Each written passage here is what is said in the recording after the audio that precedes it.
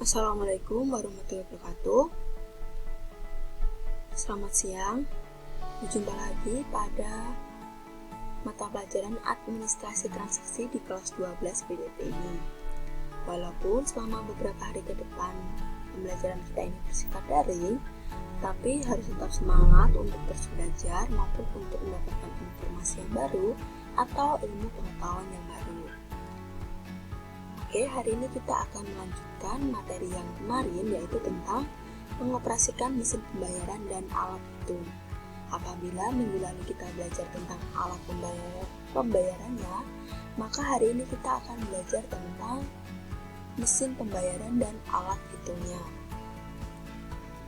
Oke, langsung saja ke materi mesin pembayaran transaksi. Yang pertama ada mesin pembayaran transaksi tunai.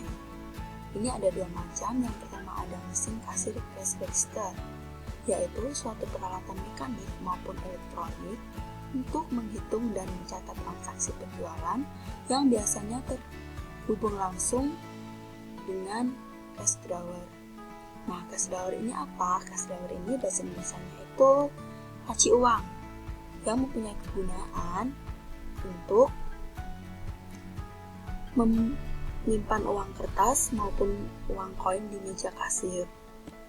Nah, cash register ini pada umumnya dapat mengeluarkan hasil cetak atau print dari struk penjualan untuk pelanggan. Nah, mesin cash register ini ada dua macam, yaitu ada manual dan scanner. Perbedaannya apa?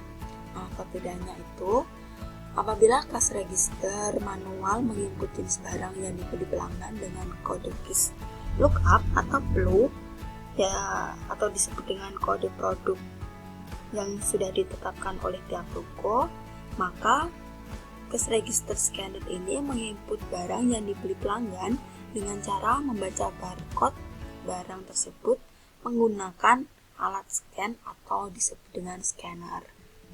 Nah, perbedaannya ini ya. Perbedaannya terletak pada alat scanner ini. Untuk komponennya sama saja, hanya saja membedakan ini. Oke, lanjut ke kedua, yaitu mesin point of sales atau POS, yaitu seperangkat komputer dan sistem yang digunakan untuk melakukan transaksi penjualan dengan dipadukan beberapa alat bantu seperti purchase drawer dan printer. Gambarannya seperti ini ya, kalian bisa melihatnya. Mungkin kalian juga sudah melihatnya secara langsung. Supermarket besar, ada scanner, kemudian drawernya, ataupun ada printer. Oke, lanjut ke kedua, yaitu mesin pembayaran transaksi non tunai. Biasanya untuk pembayaran transaksi non tunai ini digunakan sebuah alat berupa electronic data capture atau EDC. Alat ini merupakan alat penerima yang akan memindahkan dana rekening pada bank konsumen ke rekening penjual. EDC sering disebut juga sebagai mesin gesek yang digunakan untuk menggesek kartu debit ataupun kartu kredit. Ini contoh gambarnya.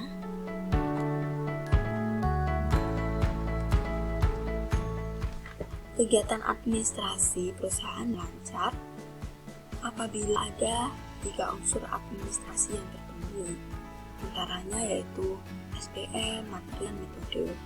Nah, mesin pembayaran ini merupakan salah satu contoh dari material yang dibutuhkan perusahaan. Perusahaan memerlukan mesin pembayaran karena mempunyai fungsi tersendiri. Nah, fungsinya apa? Yang pertama, membantu memperoleh data lebih akurat. Sebuah toko tentunya memiliki beragam produk yang dijual. Nah, dengan adanya mesin pembayaran ini, penjual tidak perlu mencatat atau menghafal produk yang dibeli, tetapi cukup menginput data di awal. Penjual dapat memperbarui data tersebut sewaktu-waktu sehingga data yang dihasilkan lebih akurat. Yang kedua, membantu menyelesaikan pekerjaan lebih cepat. Dengan adanya mesin pembayaran ini, tentunya penjual akan lebih cepat dalam melayani konsumen. Caranya, cukup menginput clue atau scan barang, penjual sudah dapat menghitung total belanjaan konsumen, sehingga konsumen tidak perlu menunggu lama. Hal ini akan menghemat tenaga biaya dan waktu. Kemudian yang ketiga, meminimalisasi kesalahan perhitungan. Manusia tentunya mempunyai keterbatasan dalam perhitungan sehingga membutuhkan alat bantu berupa mesin pembayaran ini. Sehingga penjual mendapatkan data produk dengan cepat dan meminimalisasi kesalahan perhitungan. Yang keempat, memberikan pelayanan yang memuaskan konsumen. Semakin cepat dan akurat data penjual dalam melayani konsumen, konsumen merasa puas berbelanja di toko tersebut dan akan kembali lagi ke toko tersebut. Yang kelima, untuk fungsi kelima yaitu menjadi alat untuk mengontrol karyawan. Dengan adanya mesin pembayaran ini, penjual atau pemilik toko dapat mengontrol transaksi yang terjadi selama toko dibuka dan pihak-pihak yang menangani pembayarannya. Apakah sudah sesuai SOP atau belum. Selanjutnya, mengoperasikan alat hitung. Pengertian alat hitung sendiri adalah alat untuk menghitung perhitungan seperti penjumlahan, pengurangan, perkalian, dan pembagian, hingga kalkulator sains untuk menghitung rumus matematika tertentu yang lebih rumit. Nah, jenis mesin hitung yang pertama adalah mesin hitung berdasarkan kegunaannya. Ada office kalkulator, merupakan kalkulator yang hanya digunakan untuk operasi sederhana seperti penjumlahan, pengurangan, perkalian, dan pembagian. Ini ya, seperti yang bisa kalian lihat, tombolnya masih sangat sederhana karena ini merupakan untuk penjumlahan operasi yang sederhana. Kemudian ada scientific calculator, yaitu jenis kalkulator yang memiliki tambahan tombol-tombol khusus untuk perhitungan matematika yang lebih kompleks dan rumit, seperti sinus, fungsi turunan, dan lain-lain. Ini contoh kalkulatornya, berbentuk persegi panjang ke bawah ya, dan mempunyai tombol-tombol yang sangat banyak karena mempunyai fungsi-fungsi tertentu juga. Selanjutnya adalah finansial kalkulator, merupakan kalkulator yang memiliki tombol-tombol yang dapat digunakan untuk menyimpan hitungan dan menampilkan kembali hitungan yang biasa digunakan untuk hitungan keuangan. Nah, ini hampir sama dengan office kalkulator, tetapi di finansial kalkulator ini ada beberapa tombol seperti MR, MC, ini biasanya digunakan untuk mengecek kembali perhitungan yang sudah dilakukan. Oke, selanjutnya adalah mesin hitung berdasarkan penyajian hasilnya. Yang pertama, mesin hitung pencetak.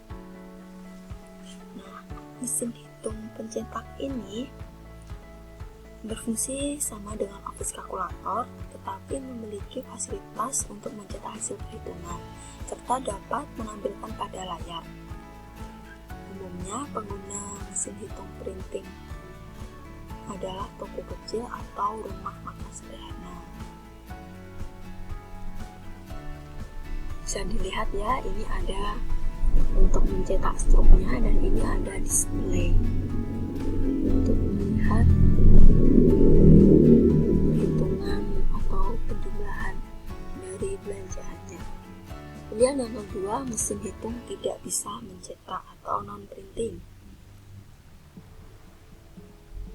Mesin hitung ini tidak dapat mencetak bukti hasil perhitungannya, sehingga hasil perhitungannya hanya dapat dilihat pada display atau layar.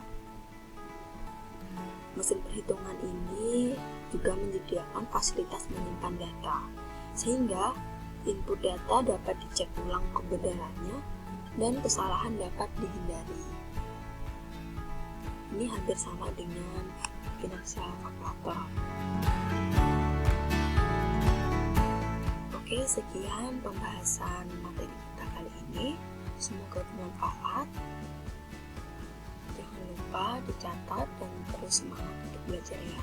Wassalamualaikum warahmatullahi wabarakatuh.